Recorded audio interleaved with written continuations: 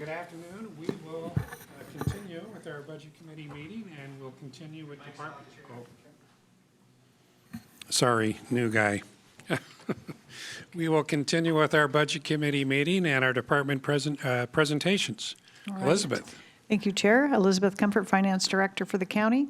This next department we're going to review is our Finance Department, and I am the director for this department. It's operating under two funds. We have our General Fund 100 and also our Special Grants Fund.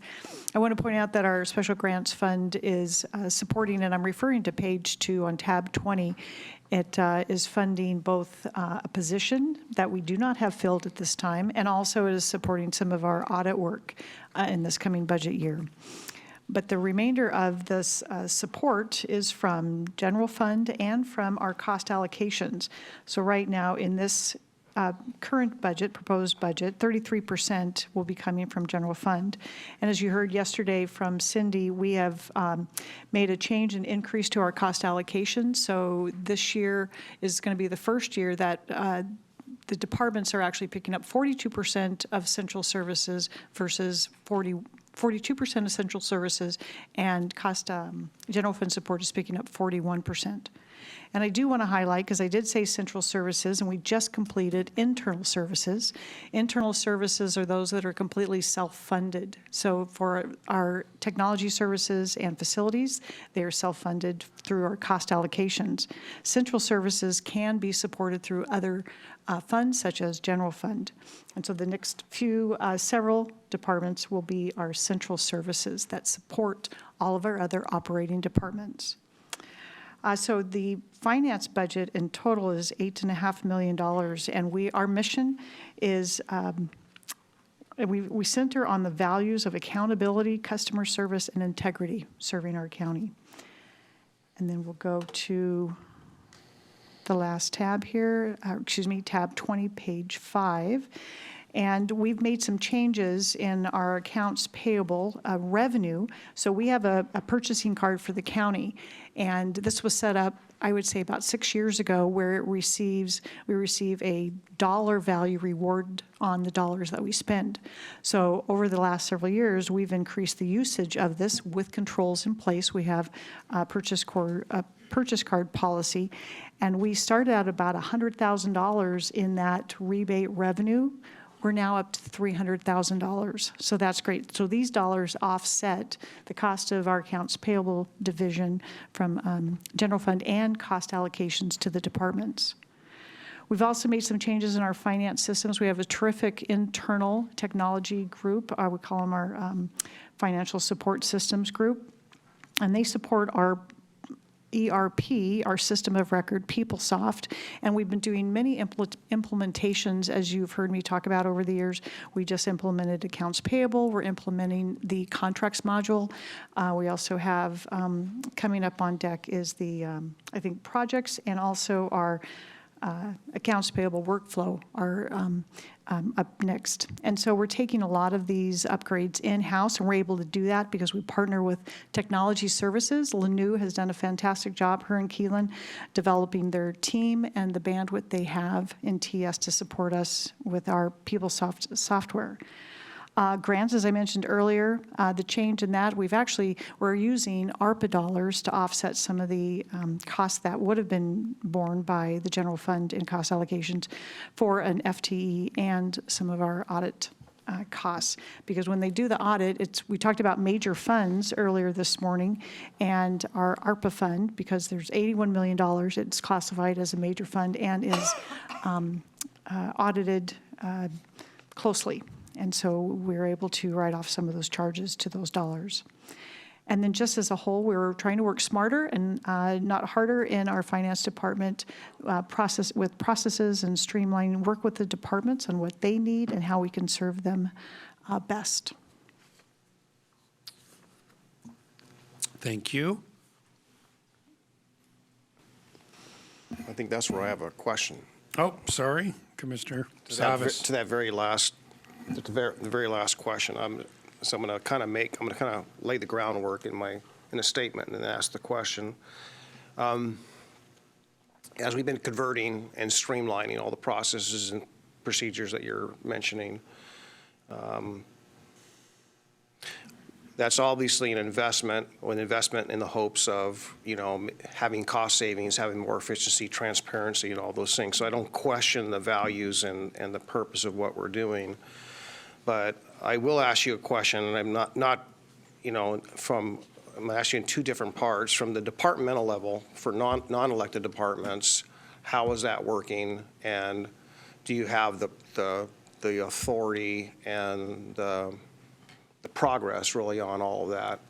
And then how's that look like? How's that unique from the elected part? I would say overall, we have a great partnership with the departments. They see what we're doing as challenging because any change is a change and that's difficult, but they see the benefit of that. And they help us in the process too.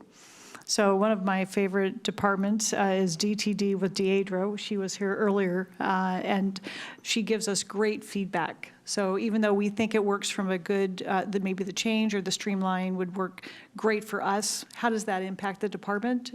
She's one of those partners that gives us the good feedback. So the last 4.5 years have been challenging, but we have, I'd say we have a good response from the departments. Okay. Some I feel I can nudge a little firmer than others, if that's what you're asking. Yeah. So on the elected side, I'm just going to go down on the budget lines here. So the first one we had today was the Treasurer's Department elected office. That integration, small department, probably easy, right, to make that conversion? No? Yeah. Progress, is that to par or? And I'm not picking on anyone. So I'm just asking the question. I don't know the answer. I truly don't. But I just want to get a sense if that ability, maybe that's something that Gary could help with this conversation. I would like to answer that because you're putting Elizabeth in a very tough spot, Commissioner. I know you don't mean to, but you are. The elected officials overall are very cooperative and supportive of the changes we're trying to make with the finance system. There are various levels of that support, though. I'm going to be frank with you, and I am with them too. Not all are cooperating to the level I hope, but we're all talking and we're doing our best to help each other understand each other. But there's work to be done with some of the elected officials. I just want to share with members of the Budget Committee that since I've been here for whatever amount of years, I've been cognizant about, I always wonder how much does it cost for every minute or every hour the Board of County Commissioners and all the support staff cost the public, right? How efficient are we, and are we doing the work and so forth? And I've done some back-of-the-napkin rough numbers of what that would probably look like, on an hourly basis, which is a lot of money. And so when I think about when we have difficulties, or we have a department, like I'll name a Parks Department, for example. We put a lot of effort in the Parks Department. And that burden for that department, or district in this case, is really borne on the county more so than the district, right? The district has the staff support to make all that happen, but it's really quite a burden. And we're hoping to clean that up, and I think we are making good progress. Gary, I appreciate your support for that. But I use that as an example, as when we make all these changes, we're trying to clean things up. I'm always very concerned that we're making progress. Are we making progress? And are we getting the value for the taxpayers in those efforts? And if it's not working, and this is where I'm going, what is it we need to change to make it work better? I would say yes, we're making tremendous progress, especially the last 4 years, with all the many things Elizabeth and her team have done with, a chart of accounts and new systems and processes. Phenomenal. Better than we've done in 20 years. We've been upfront with you about that, commissioners. Change is very difficult for people. I've shared that with you as well, and you all know that. Change is difficult for anyone. I'm not in the Navy, Commissioner West is. There's a Navy saying it takes 1 mile to turn a battleship. I love that saying. It takes a while to implement change, and even these financial system changes we're trying to make, even after 4 years, there's still more to come. And it's challenging and difficult, but we're aligned to help make it work properly. So I think we're on the right track, in my opinion, as your budget officer. I do feel everyone has a good heart to work well together. But part of that is what is centralized. We're talking about central services. This is a great question, Commissioner. The finance function overall should be centralized. Yes, there are some components that are decentralized to help departments be nimble and do their work, but we don't decentralize payroll here. We have one place where we pay every employee. through the finance department. We wouldn't want it anywhere else, right? We do all recruitments for Clackamas County through the HR department. We wouldn't want it anywhere else. Our ITTS department is in charge of cybersecurity. We don't farm that out between departments. So part of it is what we centralize, and having every department and elected official respect that line of centralization. And that is where there's still an opportunity for growth. Yeah, I guess I'm trying to plant the seed, and I don't necessarily need any kind of, I'm not looking for any suggestions right now, but I'm just wondering what we can do as a budget committee, because we're going to be formed here today, possibly tomorrow, for any suggestions or recommendations to improve the process year after year. And I think we just have that opportunity. Again, I don't have anything thought of or planned other than opening the door for that. And any suggestions from staff or support from the budget committee for any kind of changes would be, I'd be interested in hearing them. Thank you. Well, I'll have something for you tomorrow morning. Okay. Thank you. Thank you. Any other questions for finance? Hearing none, we can move forward. Okay, thank you, Chair. Our next department is County Administration, and within that, we have 4 divisions. So Nancy Bush, I believe, will. Nope, I'm doing it. Okay, Gary is. So let me do a little introduction. The Office of the County Administrator works with the Board of County Commissioners to provide effective and quality county programs. They operate out of one fund, our general fund, as well as they have ARPA funds, and those are for those programs community-wide that those dollars go to. 38% of this department, which is $4 million, is funded through general fund, and 33% is personnel services. So I mentioned, they do a lot of community work through the ARPA dollars, so their total budget is almost $11 million. So go ahead, Gary. Thank you. Yes. So this department, we have a one-time only ARPA fund that we are distributing at the direction of the board, but everything else we're general funded as a department. We exist to support the Board of County Commissioners. The Office of County Administrator exists only to support the Board of County Commissioners in your policy direction and implementing your direction. And with that, we support all departments and elected officials in helping them be a success under the policy direction of the Board of County Commissioners. If you please advance to the change slide, there it is. These are the significant changes from our budget last year. After some discussion with this budget committee a year ago, the Equity and Inclusion Office was eliminated, and that has been a significant reduction in funds in this office. What happened, and there was a question from the budget committee, and I'll answer the question as I'm discussing this. So there were 3.8 FTEs in the office last year, 3 of which were actually in the Office of Equity and Inclusion. Of those 3, 2 were vacant positions, but there were 3 FTEs. 1 I eliminated entirely, 1 I moved to Public and Government Affairs, and 1 I moved to the Office of County Counsel. There is a 0.8 employee that is implementing and distributing the ARPA funds through a grant process. That never was an employee as part of the Equity Office. That's where I decided to put this function of distributing the ARPA funds last year. It was not a function of the Equity Office. That's just where it was placed on the fund account. So the ARPA dollars still exist, approximately 4.7, which will be distributed by the end of this calendar year. There's a 0.8 FTE which exists to help distribute those funds, working with community partners. But the Office of Equity and Inclusion itself was eliminated with the 2 transfers of the FTEs I mentioned. All other program and financial funds of that office was eliminated. So that answers a question from the Budget Committee. Also, significant changes. I reduced 1 policy advisor position. There were 6 total. We're now down to 5. I think Commissioner Schrader and Shull, you've agreed to share a policy advisor, and there was 1 that was assigned to me that I'm also going to share. We're filling that recruitment right now. And then finally, I just want to make a point that from last fiscal year to this fiscal year, we've reduced staff in the Office of the County Administrator by 6. We reduced 6 FTEs, and we are operating pretty leanly in the Office of the County Administrator. And I did this purposefully to be an example to all departments and offices. I did not ask them to do anything that I was not willing to do in my own office. I have to say, though, we are so lean. I'm speaking to the commissioners now. We are so lean. We're very, very lean, and we're doing our very best to support you, commissioners, but frankly, we could use more staff. But how can I ask for more when I've asked everyone else to tighten their belts as well? That's why I'm on my soapbox. I get concerned when I see other offices not tighten their belts as much as we have in county administration. That's my opinion. Thank you for listening. The second question that was asked by a member of the committee prior to today, over 80% reduction in charges and fees on tab 21, page 3.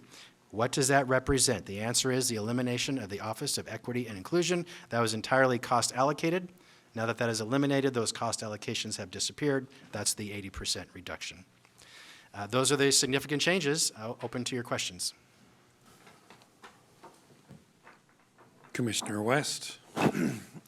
Gary, thank you for that. Have you seen any reduction in productivity, even though we've learned how to be lean, very, very lean, as you just said it?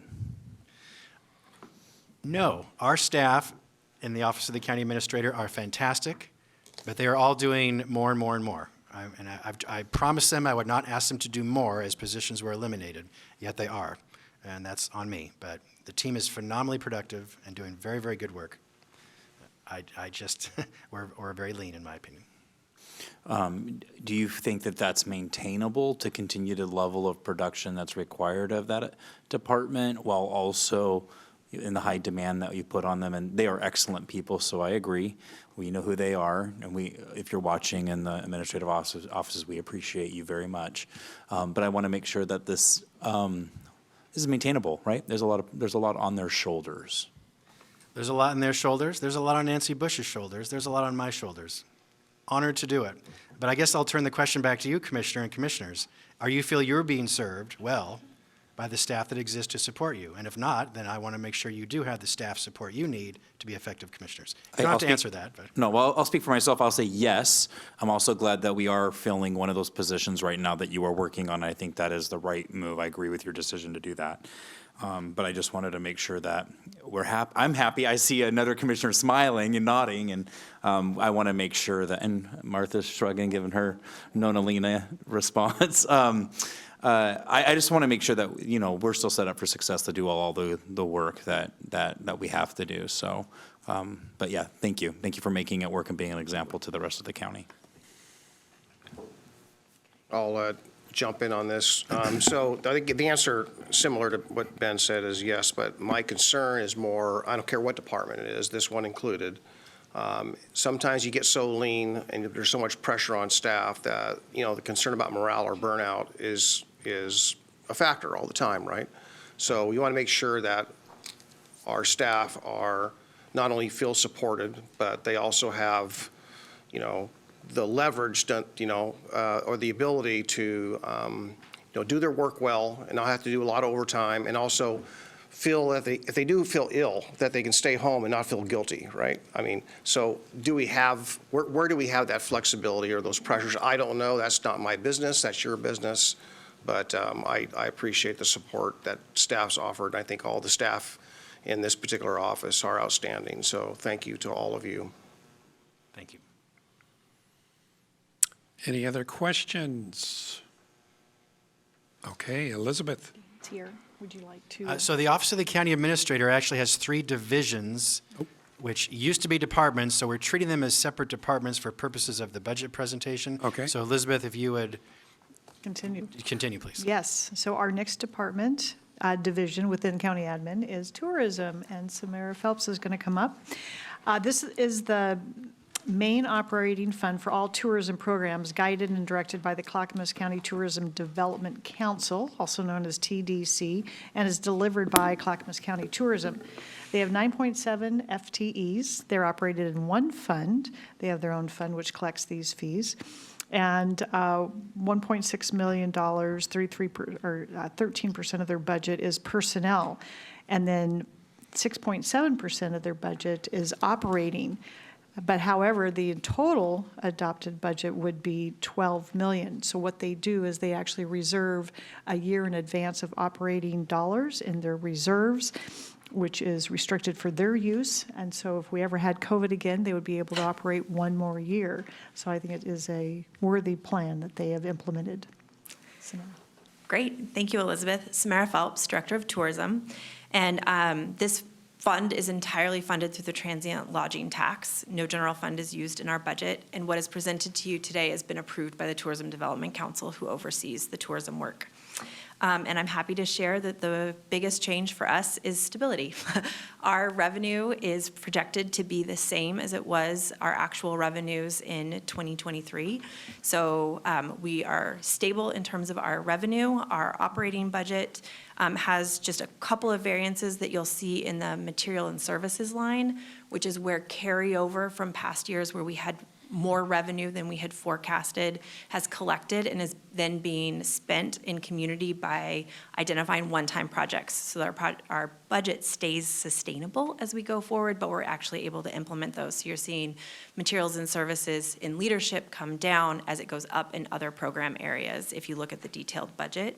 And the other place is in our special payments, which is the Tourism Development Council's Strategic Investment Fund. This is how they make strategic investments in community projects. And last year, or in this current year, we budgeted it at $700,000, which is intentionally high. And now for '25, we're looking at it to be budgeted at $500,000, which is the sustainable level for that budget. Commissioner West. I'm trying, this is off my memory, and so it's not going to be perfect, so Yeah. bear with me. Earlier this year, through the really hard work with your board and yourself and Commissioner Schull and Commissioner Savas, you guys did the STR structure for how we would address that and how revenue would support that, working with you. I didn't see much of that here, but I'm curious about, since I don't know if this plays into our conversation at the Budget Committee, maybe this is something off cycle. I'm just a little bit curious about an update and if it's something we should be talking about in this meeting. Finance runs the collection for that. Okay. It has been up and running since December, and I think it's probably best a discussion in offline. We have not Okay. seen a significant change in our revenue based on that. So but the forecast does take that into account, that we have the short-term rental registration program. And you guys did give some seed money to help get this off the ground, too. Correct, we did. One-time funding from the TRT fund, the Fund 255. Okay, thank you.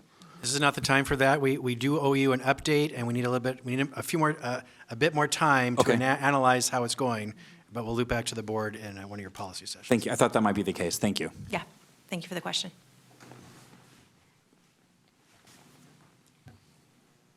Okay. All right then. All right. Thank you, Samara. Next, we have Daniel Neubauer. He's our Disaster Management Program Manager. And disaster management fosters resilience through disaster planning, preparedness, response, recovery coordination, and medical examiner services to Clackamas County communities so they can equitably access resources, survive a disaster, and recover as timely and deliberately as possible. They have 14 and a half FTE in their department. 76% of their funding is through general fund, and 62% of their expenses are for personnel of their $4.5 million budget. So please, Daniel. Thank you, Daniel Neubauer, Disaster Management Director. We do have 4 programs. 2 have staff, which is our disaster management and our medical examiner, and then we maintain a program for disaster activation costs, as well as the funding we get usually from federal sources for the different plans and projects that we have there. Our biggest significant change is a continued increase in caseloads and needs of help with identification from decedents through the medical examiner. So we're putting some investment into professional services and some technology to help with that identification, and then a little bit into temporary staff, hoping to relieve some regular staff, allow them a little more time to complete reports, things like that. So that's our most significant change, is the investment on the medical examiner side, given the continued increased caseload.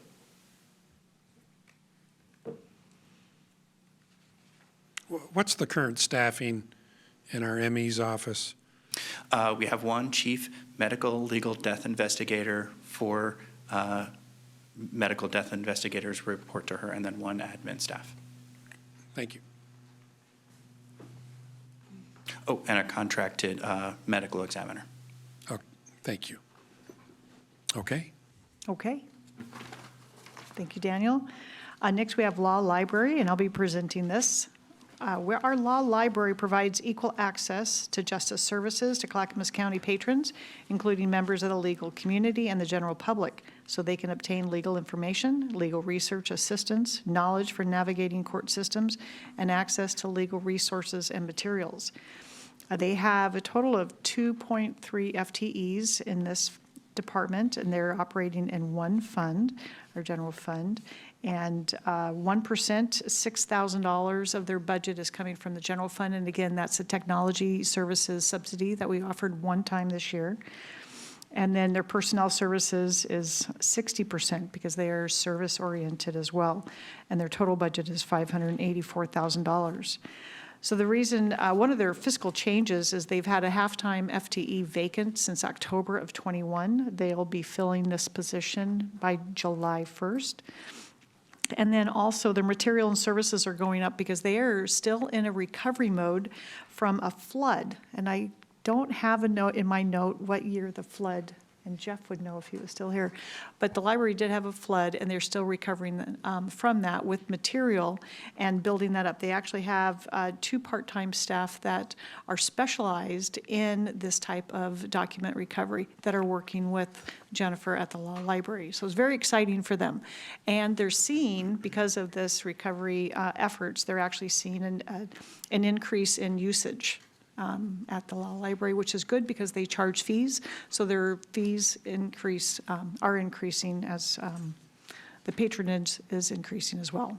So that is the law library budget. No questions? Okay. I'd like to see, Gary, would we like to take a pause and go back to DTD before we move into our next section? Yes, please. Okay, so we had some questions for Department of Transportation and Development that I just overlooked on my sheet here, and so Dan has prepared responses. So we'd like to bring the Dan Show back up and go through those. Thank you for I returning. spoke too soon. I'm so upset. It was too quick. Sure, if so. you saw that, happy-go-lucky face as I was sprinting from the table with one question. My apologies. Finance was kind enough to, and the budget office was kind enough to forward a number of questions that came from you yesterday afternoon. And my apologies for not seeing them. We were in collective bargaining, budgeting in the morning and collective bargaining in the afternoon. So I'm going to start with the first question. And essentially, this is, I'll just read the question verbatim. For the completion of the Thiessen and El Camino projects from the ARPA funding, the goal is 50% of this coming year, but the overall performance goal indicates conclusion by 2025. Is this possible? So if you look at Table 13, page 30, that's where they're referring to that specific question.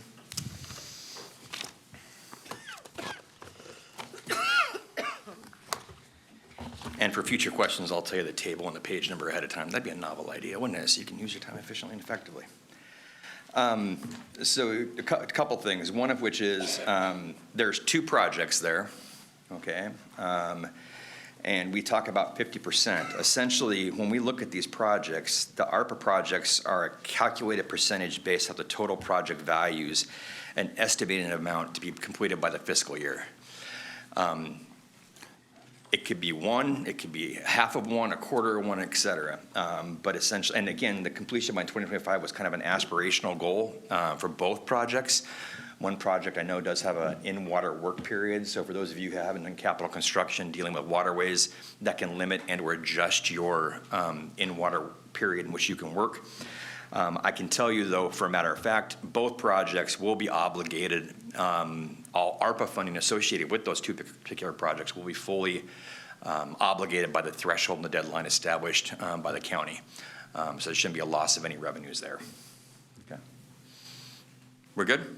Any questions on that? Makes sense? Okay. So, hey, the next question.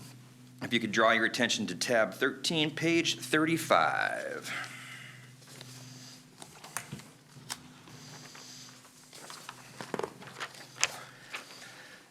So this specific page is a reference to our community road fund. So when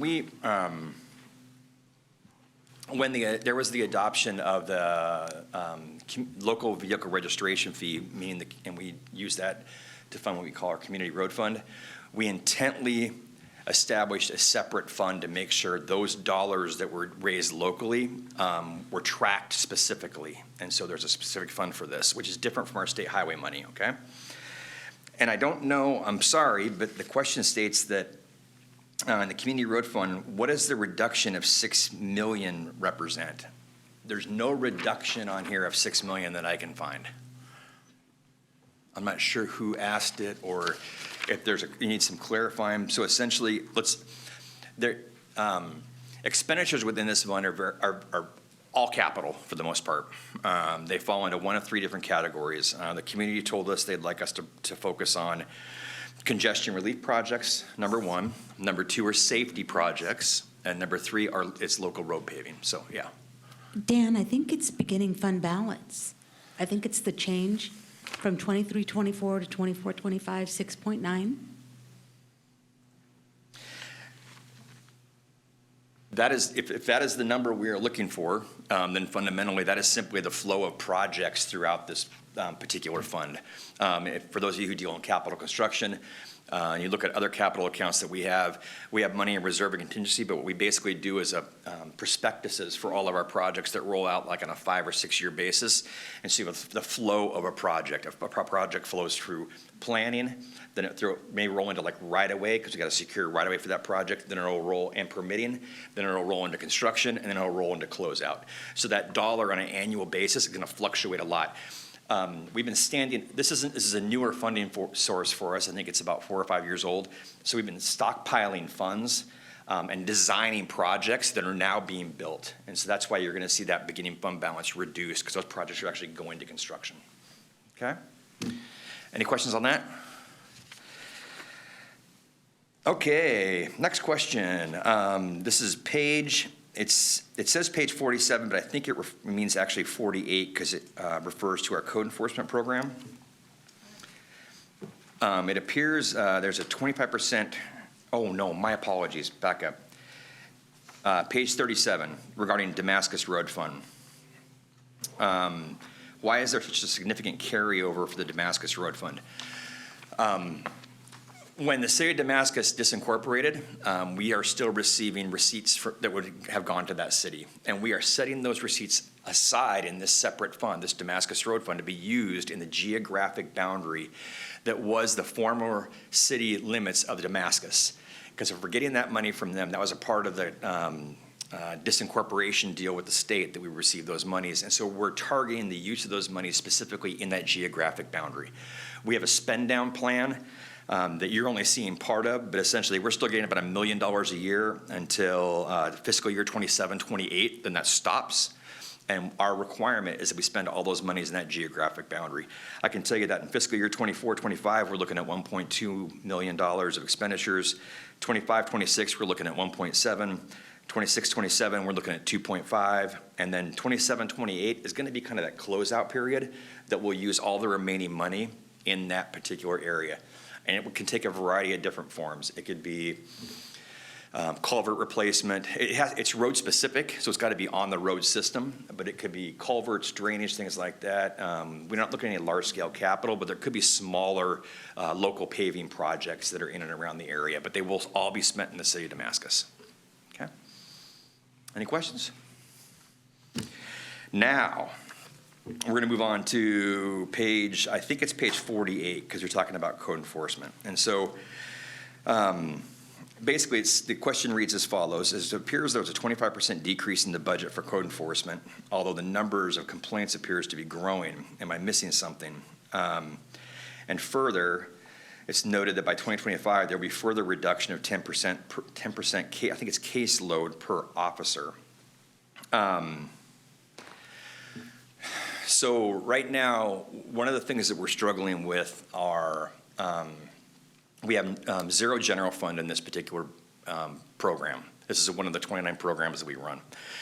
And code enforcement, a lot of their work is really focused around we have various rules and requirements through county code or through our land use ordinance, et cetera, that they're enforced, building code, et cetera, engineering codes that we take complaints from citizens. We have, it became readily apparent about I think it was almost 12 to 15, maybe 20 years ago, that we had to set a priority to those complaints. We cannot be the mediator between every neighbor versus neighbor complaint in the county. And so what was established at that point in time was kind of a, not a priority, it was a priority list. What are priority complaints that we're going to enforce, which are basically health, life, and safety related? And those are the ones that we're going to go after. And so essentially what's happening with this particular program, one, there was a general fund reduction in here a number of years ago. So the only funding for this program is either one, through fees and fines that are collected through the program, through fines being doled out to certain property owners who are non-compliant. I want to make sure we're crystal clear. We work collaboratively with these property owners to try to abate the program. We are not Big Brother with a stick going out there and just throwing down fines, but we're trying to collaborate with them to get resolution. Or there is direct payment from the programs they support. So, and those programs being some from our planning department, some from building services, engineering, et cetera, that go, sustainability that go into this program, because they do solid waste enforcement as well. We are trying to curtail the number of complaints they get. I'm going to be honest, and so we are going to, the forecasting that you see that looks at complaints kind of going down is not a discussion around the complaints that we believe the complaints will go down. It's a discussion we need to have with our Board of County Commissioners about refining and looking back at that priority list. We do not have the amount of money we need to deal with every problem every citizen brings to our doorstep. And I think that we have to have a discussion with our board to really refine that list, to really curtail and hone and to focus what violations we really want to go after, and that we have the financial ability to enforce and move on, okay? Any questions regarding that? Okay, and then I think I got one more. Okay, this is on page 68. Another fun program we have in my little portfolio is New Addition. Is essentially dealing with foreclosed properties, property resources. And so we have an amazing property resource staff. Deanne Rome, she is a party of one. And so as we play this out, there's a process that properties go through when they are dealing with back taxes. And most of that work happens at the assessment and taxation level. And there's a certain number of years that A&T works to get back taxes paid, and there's a point in time where it comes time to foreclose on the property. Once the property is foreclosed on, it comes into our property management portfolio. From that point forward, it's our responsibility and our role to secure the property and to work collaboratively to get that property back out to auction in coordination with our Clackamas County Sheriff's Office, to get those properties sold, to get them back on the tax rolls. Because once they come back to the county, they're off the tax rolls. And they're no longer securing revenue. The county is no longer, and our taxing districts are no longer securing revenue for it. So basically, I'll be honest, we have, and the number of, and this question, I just didn't even read the question, that's awesome. Staff engagement, it's about staff engagement related to those particular properties, and our staff engagement is high. It shows contacts around 300. The staff engagement on those properties directly correlates to the type of properties that we are foreclosing on. If we are foreclosing on little strips of property that no one cares about versus a property that maybe have a house on it, that house could be occupied. That person may have a mental health condition that may be bank-owned versus private property-owned. It's the nuances associated with the auction that we're putting forward. This particular auction that we had a number that were unfortunately occupied that we had to have a lot of engagement with. And that is valued work. It's heartfelt work that Deanne does excellent at. But those do take and require some additional contacts above and beyond our normal process. I will tell you that we are working with assessment and taxation to develop standard operating procedures so that we better understand what engagement they have done with the property owner prior to the foreclosure, and then we can refine our process post foreclosure and curtail it and right size that based on the circumstances. So now can I celebrate and be done, or any other questions? No questions? I live in Damascus. I got some ideas for that money. We can talk later. Well, we have the list. We'd love to talk to you about it. Just my driveway. Okay. Thank you, Dan. Yeah, for take care. returning. All right, go ahead, Sandra. Okay, do we keep going? Yes. All right, diehards, let's go.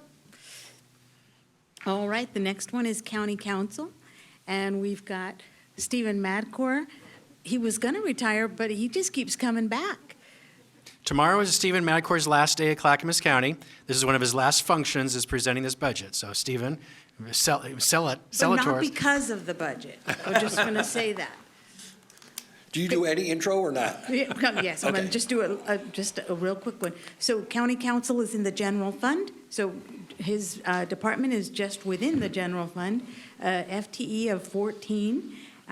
His department receives general fund support revenue of $2 million. His total budget is $3.6 million. The difference comes from cost allocation. County Counsel, this is their second year, or will be their second year in the cost allocation plan. And 95% of County Council's budget is made up of, I'm going to get this right, personnel, paper, and pencils. People, paper, and pencils. All right. You thought county admin was lean? You should see county council. We're fasting down there. And it isn't even Lent anymore. So we do have some significant changes. So hello, Budget Committee. Thank you for having us. We do have one or two significant changes. One is we're adding a FTE attorney, the first one in over 13 years. As Administrator Schmidt mentioned, there's a person from county admin who's coming down to county council. That individual has already been hired. They are going to be doing Title II and Title VI regulatory compliance and training. That is ADA accessibility, non-discrimination, anti-harassment, both internally for county employees and externally for members of the public to ensure that they have access to county services and county facilities without any particular barrier. So that person has already met the board and has already met our executive management team and will be incorporated and integrated into county functions in short order. We have that. We also have an increase last year of 0.75 to 1 for one of our paralegals because of our increase in workload. So other than that, those are the only changes that we have in county council. That would make 11 attorneys, and that is despite the increase in portfolio work and demands and program services increases over that time. You have 11 attorneys who are still doing all the good work for the county, and I'm not aware of any questions submitted to us either. Excellent. Everybody was scared. Last day. Tomorrow, actually. Oh, okay. yeah. No, I'll be here for your last meeting. That's hazard pay. Well, seeing no questions, hearing no questions, thank you very much, Thank you, and folks. congratulations. Thank you. Thank you. Okay, the very next department that we have up is Human Resources. Our Human Resource Department, led by Evelyn Minor Lawrence. Sorry about that, Evelyn. But they strive to assist departments to maintain qualified and diverse staff to support the county's mission. This department spans 3 funds: a general fund, risk management and benefits. And risk management and benefits are in our internal service fund, so those are fully self-supported funds, and that's Fund 760 and 761. Total FTE of 53.8.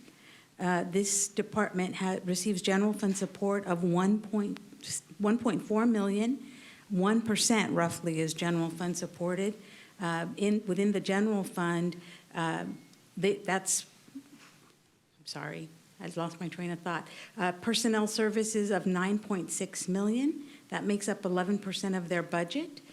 Total operating budget of 91.2 million. And that really primarily is the risk benefits and risk and benefits. That makes up the bulk of HR's budget. Okay. I'm sorry, risk benefits self-insurance fund. Thank you. Thank you, Sandra. Are you done? Yes. Okay, all right. Well, I'm Evelyn Minor Lawrence, and I am the Director of Human Resources. And I want to say that we are a fully comprehensive HR department, and we work extremely hard for that 1% of the general fund. So what I will do now is talk about the changes that were made in our budget this year. And I'll point out, starting with looking at the director's office and then working my way down. I have to say that this has been a very challenging year for human resources.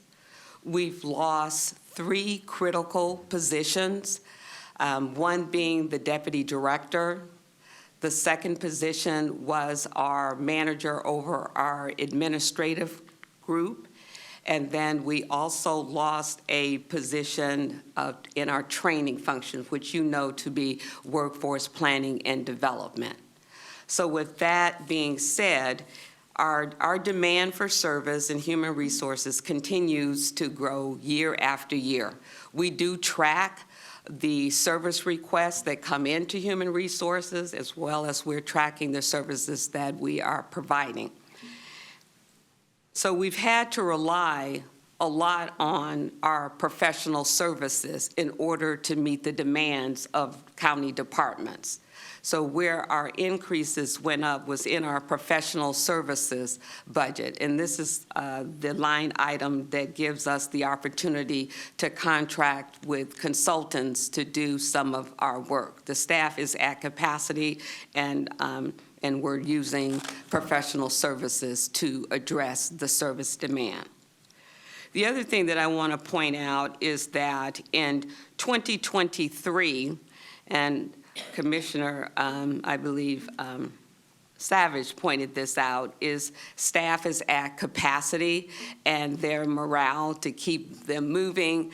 I wanted to look at, are we doing everything that we possibly can do to work as efficiently as we can? So I contracted with a professional HR service to do a matrix study to look at HR operations, and they provided a result showing what we could do to gain some efficiency. So that work was conducted in 2023. The next area where there's some changes happening, and that's in the program area entitled Workforce Data Management. This is the area where we maintain our HRS system, and the program we're using is PeopleSoft.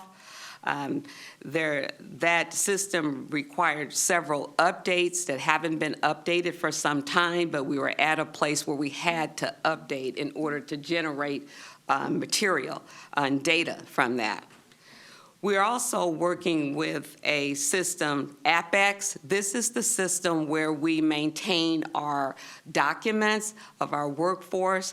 It is no longer being updated and supported, and so we also are in the process of going out and trying to find a replacement for that system. TS will no longer support that system, and they're working with us to try something that will work best for us. The employee and labor relations, next program area moving down. That program, we lost, again, the deputy who was also performing responsibilities for contract negotiations. That was the county's chief negotiator. As you all know, we have 8 contracts. 6 of those contracts are open now. So we have had to, we have contractors that are negotiating those contracts. The contracts that are currently open is ASME DTD, ASME West, ASME CCOM, and EA, which is our general workforce contracts. Okay. Risk and safety, the next program area down. I want to point out that this program area has pretty much been maintaining status quo for several years with the allocated charges to departments. And because we've been maintaining that being flat, we haven't kept pace with the rising market around insurance costs. And given that insurance costs and inflation is going up, we had to look at our department funding sources holistically and have money transferred from the benefits self-service fund area of $2 million in order to meet those insurance costs that Eric is facing. In addition to that, we've seen an increase in the number of liability claims as well as worker comp claims this past year. That has also influenced the changes in this program area. The last area I want to point out is in our benefits and wellness area. We are making some major changes in order to better deliver benefits services to our workforce. You already know that we have contracted out the administration of family medical leave, and that's being handled by Standard Insurance. We are now working to contract some major functions in the benefits area to a third party, and that's been awarded to a vendor business solver. The plan is to have third-party benefits administration to actually go into effect fiscal year 24-25. We are expecting to, with doing this, it is our hope that we will increase customer service. We're going to see some more efficiencies gained in this program area. It is our hope that we'll be able to provide better data of what's happening in the benefits area, improve the benefits vendor management, and also make sure that we are becoming more in compliance with the various employment laws and regulations that govern benefits administration. So those are the major changes in the HR area. And I know that you do have one question for us. So are there any questions, or do I go into the question? Yeah, I can read the question, Evelyn. Okay. Workers' comp, this is chapter 34. Performance target or claims processing is reduced by 75% for the new fiscal year from 23-24, but budget is up 12%. Okay, thank you, Elizabeth. And if you don't mind, I'm going to have to read this because I don't speak insurance. So Eric wrote this out for me, so I will read it to the committee. The performance target is for the county to be at or below state workers' compensation rating of 1, which is industry standard. In fiscal year 22-23, Clackamas County was at 0.77. This is an approximately 26% better than the average similar organization. It's good and leads to a 26% reduction from the average for our state premium assessment charge, a savings of about $40,000 a year at that rating. However, workers' compensation costs has continued to rise, even in the face of the county's flat year-over-year claim counts and a strong workers' compensation rating. This is due to some of the severe claims, and we've had some severe claims. 2 deputies shot, 2 deputy shootings, a bad Parks auto accident, and there's been others. The new PTSD presumptions in the state combined with the county's potential exposure to presumptive PTSD claims. I have no idea what I'm reading. So Eric will have to, if you want to know the definition, Eric have to define it. Claims, a continuous rise in medical costs and wages, excess insurance premiums pacing at or above inflation. A 12% budgetary increase for this line of business is reasonable considering these factors. So that is our response to the question. Okay. Are there any other questions? Yeah, thank you. Any other questions for Evelyn? Yes. Yes, Commissioner Savas. thanks for your presentation. You spoke about the folks you lost or the positions you lost, and looking at your vacancies of 5. I presume those aren't intentional losses where the positions were cut, they're just simply attrition related. Is that correct? That is correct. Okay. That is correct. So we wish you the best on filling those positions as soon as possible. We're making progress. And will that help with the other issue with as regards to the stress or whatnot on the existing staff? I'll be honest with you, no. The Okay. workload is heavy. This is a very dedicated staff. I have to say that in my career in human resources, that the HR staff at Clackamas County is top-notch. These employees, they are engaged, they are dedicated, and they give their best every day. But with technology and staffing, it continues to be a challenge. Yeah, well, I certainly can say from my experience how complicated and changing the regulations are, everything, I mean, all the moving pieces.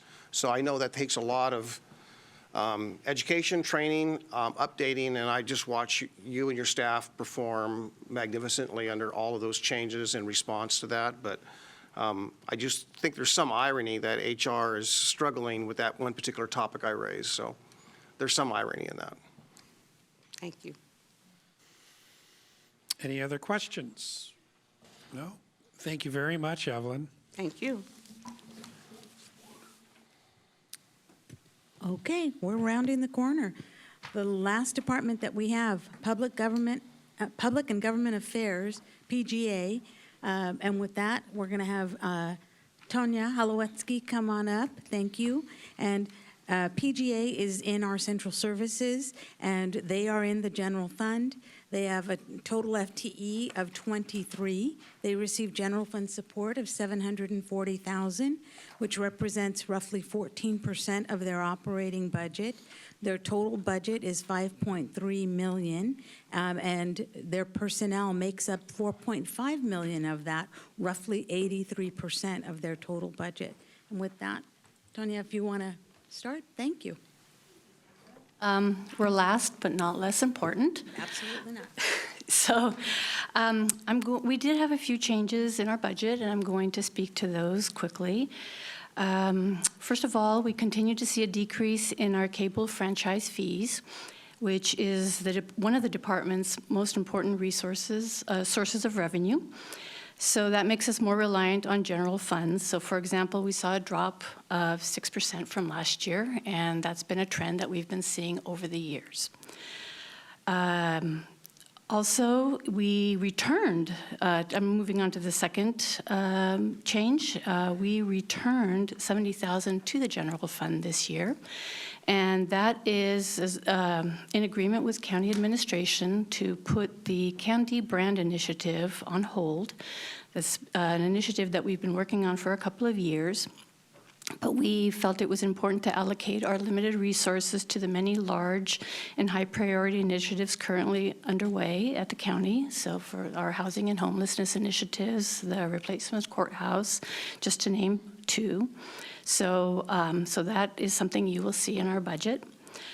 Third, due to budget cuts from last year, we replaced our semi-annual magazine with an annual program and resource guide, which is actually going to be published this month and will be delivered to county households in June. So we went from a twice-year publication to a repurposed annual program and service guide this year. Gary already mentioned that we gained an FTE as a result of the restructuring of the Equity and Inclusion Office to support our community engagement program. And so that added some capacity to that program in PGA. And lastly, while we didn't experience any budget changes in our government relations program, I thought it would be worthwhile just to highlight that we continue to face the need to engage local government stakeholders more, as more state dollars are being allocated to support many of our key county initiatives. And we are continuing looking for ways to meet these growing needs without an impact on our budget, but may need to look for budget solutions down the road. So I felt it was important just to bring this up. So those are the changes that we had, and I know we had some questions. Just a minute. We have one question, Tonya. The budget for personnel shows only a portion of one employee. Where does the rest of the employee cost reside? The personnel in 22-23 was 4 times as high. What changes occurred? So to those are positions that are in our government relations program, and so the bulk of the time that our government relations staff, they spend their time in stakeholder and community relations. And that is cost that is allowable under the cost allocation model. That's 80% of their time.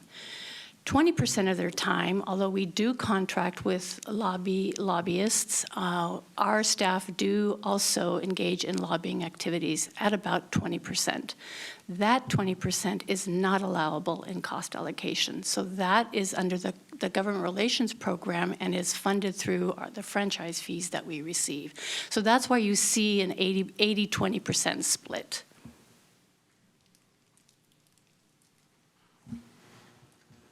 Any other questions? Anyone? Seeing no questions, thank you very much. Thank you. Okay. And I'll just wrap up. I wanted to share that I found out the year of the law library flood was 2017. So just in case you were curious. And what was that due to? I believe it was a burst pipe. Okay. That was the flooding. That was funny, though. All right, Elizabeth and Sandra, are you completed? All right. All right, so that is the presentation of the proposed county budget. Congratulations, we finished early. Thank you, members of the committee. So a quick process timeline. So dinner is served at 4:30, just over an hour from now, and at 6 p.m. sharp, you start public comment in this room. So you're all welcome to stay. We have offices if you want to hang around, or you're welcome to take a break, but please come back for dinner. We'd like to feed you. And then 6 p.m. is the public comment. Before you recess, though, this is a great time. If you have any questions you'd like to ask us to follow up on, or if there's any information you would like before you begin deliberations tomorrow, now is the time to direct me and staff to do that. So if you could have a quick conversation, any unanswered questions, or is there any materials or information you would like before tomorrow morning? I have one question as it related to the sheriff's office. Sheriff Brandenburg referred to your request for, a supplemental budget. Can you just explain that process and why that was important? Yes. So what the sheriff mentioned today is accurate. I asked her to do supplemental budgets both for this current fiscal year, which means next month, and then into the new fiscal year. I asked almost every department to consider supplemental budgets for next fiscal year. If you don't need it on July 1st, don't put it in your budget. Let's revisit it later in the fiscal year as you see what your needs are, as you see what your actual spent funds are for the current year. So I actually do that quite frequently with all departments. In relation to this current fiscal year, and I'm sorry, there's still a disagreement or a misunderstanding between the sheriff's finance team and the county finance team. It appears there's not monthly postings happening. The sheriff's staff says there is. I will get to the bottom of this, but the point is we don't have I don't believe accurate postings yet. And so I asked the sheriff, and she agreed, can you do that by tomorrow, May 30th, up to May 30th? And when we have that data, I will review that with her, and then we can come back to the board to see what is needed for a supplemental budget. She believes she is short $5 million, which is what she said last year, a year from now. I guess with respect, I don't believe it until I see it. I want to see the actual postings before I make that recommendation to you. So it might be less. I don't know yet. I need to see that. If it indeed is short, I made that commitment, and you all did too, Budget Committee. We'll fund the sheriff if she needs the money. But I want to make sure that that is actually needed before we come to you with a supplemental budget by the end of this fiscal year. Gotcha. One other question would be, and we talked about this, and if it's more appropriate, and we're going to dive in this tomorrow, related to the audit, some of the highlights of the audit, I think several of us, at least the citizen members, didn't get a lot of access to that or in a timely way. But we would like to know some of the highlights, and then, was the sheriff's office compliant with some of those recommendations listed in the audit? And we can go into that tomorrow if you would prefer. So we put a copy of the document on your tables, so you all, the public members should have a copy of that. I probably tomorrow, that gives me time to work with our That's staff to fine. prepare. But I can give you a quick overview of where we're at and what the recommendations were. I will say the sheriff and we are cooperating, absolutely yes. I was hoping we'd have more progress since February, but it's a little slower. But we're absolutely working together. But we haven't completed as much as I thought we could in the last 4 months. I'll give you a full briefing tomorrow. Okay. Commissioner Savas has a question. On that note, I'll try to tread the water carefully. That is, with regard to the postings, is it possible that, I mentioned this earlier, is it really a question of where it's posted, when it's posted, and where it's allocated, or when and where it's allocated? So I guess those are some questions I'd like to hear from our staff, because posting it somewhere isn't, and not necessarily the right place at the right time, is still posting it. But again, if it's not in the right place at the right time, it's not allocated correctly, then it's not really serving the need. So I just like some clarification.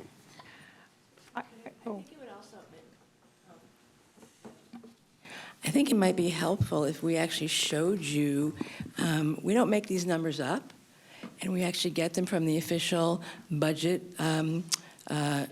technology, the OpenGov, and we could easily show you some of this on the screen so you can understand why we're saying what we're saying. So it's not just a question of is it posted? The question is it posted timely? When things are posted 6 months late, it's really difficult for the finance staff to get a handle on where things are. Is it posted in the right account? Because it appears that there are some different definitions on where to post things than finance has used. And then there is the whole split of the fact that the personnel is in the in Fund 100, and the M&S and everything else is in Fund 216. When I saw the sheriff's letter about the $500,000 shortfall, I thought I was having a psychotic break, because I was looking at the fund and it said it's balanced. And then, and so it's been very confusing, and the explanations are very confusing. So it's all of those things. Okay. I don't want to tread into yesterday, which was the districts, right? But I will a little bit, in that I did ask late yesterday, and I got a copy of the agreement between the county and the sheriff's department as relates to ELED, which is a district, okay? And in there, and it was referenced yesterday, late yesterday, about that the agreement somehow limits the staff in their ability to adjust to changes, policy changes, finance, planning, and so forth. And then I read the agreement. It doesn't appear to actually do that at all. Actually, it just says basically that it compels, the county or whoever's acting on the behalf of the county, in this case, the sheriff's office or ELED staff, to actually abide by those policies. So, and it's very vague. It doesn't have any specificity that says you need to do it this way. It recognizes the changes in county policy. So I'm happy to give you all a copy of that. It's not necessarily related to this county budget committee per se, but it kind of relates. It's hard to separate the two sometimes, but I do want to say that. I just, again, I'm really hoping, Gary, that we do solve this. And there's a path towards doing that they're timely, posted in the right place, allocated correctly, and all of that. So we, again, as we stated earlier, we can help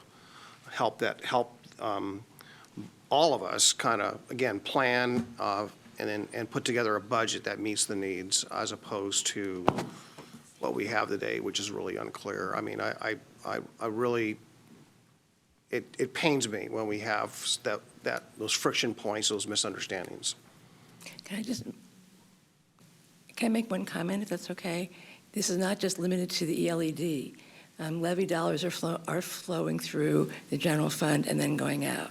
So it's very confusing. I understand that, right? Yeah. That I understand. Commissioner West? It seems that we have, it's exhausting, but it seems like we have a situation where there's like duplicate work being done, and potentially, I don't understand why nobody can explain it. I haven't got an explanation yet that makes sense. And it feels like that we're still in the dark a little bit, is like to two different systems. And I still don't understand how or why that would be a practice that continue. It doesn't, when every other elected department, every single department seems to have some uniformity so that we can operate effectively, it just seems to be like a whole different kind of wonderland when we start to jump in and down the looking glass we go when we deal with the sheriff's processes. We can't have that type of operations. It's just so confusing and exhausting. And I don't know, today a little bit I felt like Alice falling through the ground a little bit, like just like I didn't know what was what's going on here. So I hope that some recommendations can come from this committee, like how are we going to address that? Because this was this last year too, and it's like we can't go into next year like feeling this way again.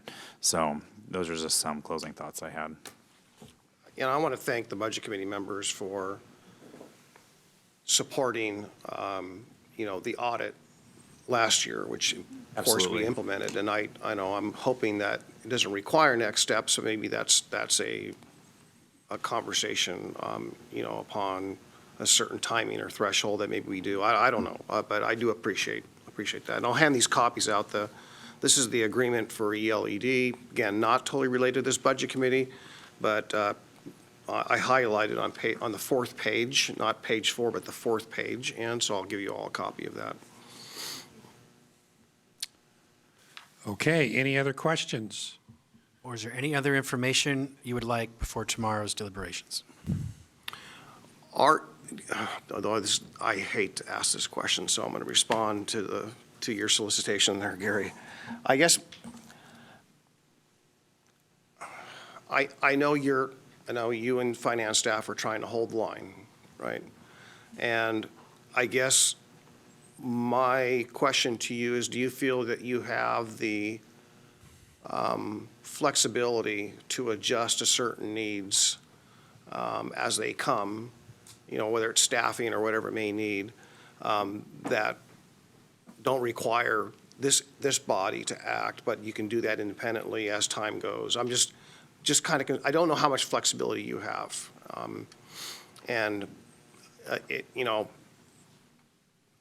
I know we're trying to meet a 30-year payment thing for the $15 million a year commitment plus that before the building behind us, the courthouse. So I just don't know how much is there. And I don't know, again, you're trying to put together a sustainable, structurally sound budget that gets us through that 30-year timeline.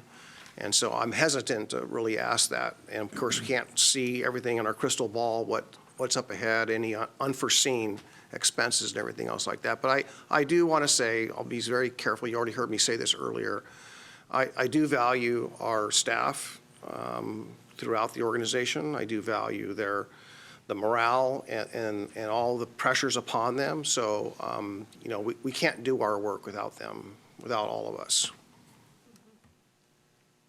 To quickly answer your question, I do feel as your administrator and budget officer, I do have flexibility, and to me that's through the supplemental budget process. I can come to you throughout the year in support of or recommending departments need more resources, and I make a recommendation that you support that, and we do that through a supplemental budget process. As we finish the fiscal year and the audit closes, we see what our carryover fund balance is, and it's been, as Elizabeth mentioned earlier, it's projected to be higher than we budgeted, which is great. So that gives us a little more wiggle room to you commissioners on having the capacity to spend money throughout the fiscal year or to adjust throughout the fiscal year. I will say, the budgets I propose to you, they're lean across the board. They're what is needed right now in this point in time to balance the entirety, well, balanced budget is required, to look at the entirety of the needs of all departments and offices. I know the board does that. I know our finance department does that. That is my role. I mean, you hear from each department individually.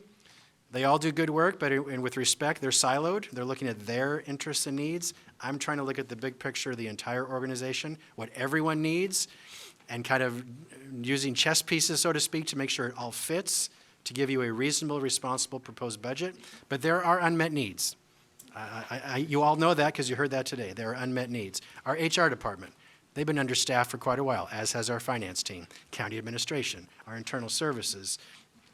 Our elected officials, I mean, the clerk, she needed money this year, and you gave it to her just to do her mandated services. The assessor has needs coming up. The sheriff says she needs about $6 million more. So there's unmet needs, but I feel at this point in time, this is a responsible budget that's balanced. It's what's most needed today, and that's why we do forecasts. That's why every year we come back to you with, here are the different circumstances to have you consider going forward. So yeah, if we had a couple $100 more billion, great, but we'd probably spend that, find ways to spend that quite quickly. Well, thank you. I want to say thank you, too, as your chair, to both Elizabeth, Sandra, and Cindy.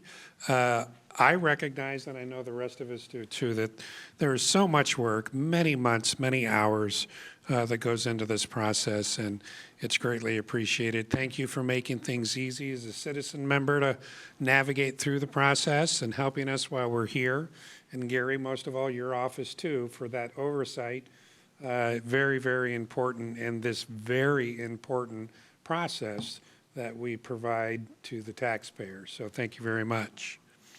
If we have no other comments or questions, we will be recessed until the public hearing tonight at 6 o'clock. Okay, thank you.